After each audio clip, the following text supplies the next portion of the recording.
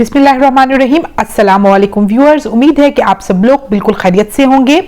हदीस शरीफ में है कि कोई अपने मुसलमान भाई के लिए जब दुआ करता है तो दाएं कंधे पर एक फरिश्ता बैठा होता है जो अल्लाह ताला को कहता है कि अल्लाह ताला पहले इस बंदे को अता कर दे, बेशक तू देने वाला है। तो अल्लाह पाक उस बंदे को पहले अता कर देते हैं।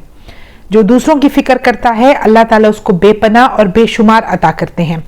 आज का जो वजीफा मैं अपने व्यूअर्स के लिए लेकर आई हूँ, बहुत आसान, बहुत मुख्तसर वजीफा है। ये तस्बीह पढ़ने के बाद आपने दूसरों के हक में बहुत दुआ करनी है, बल्कि पूरी मुसलमान उम्मत के हक में दुआ करनी है।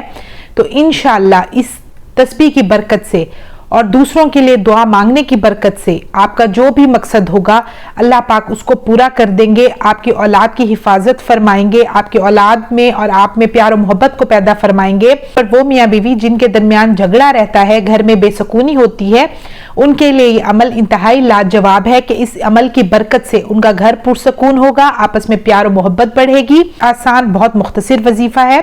बावजू होकर अव्वल आखिर 3 बार दरूद पाक पढ़ना है और या वलीयू या रकीबू की एक तस्बीह सुबह, एक तस्बीह शाम आपने पढ़नी है।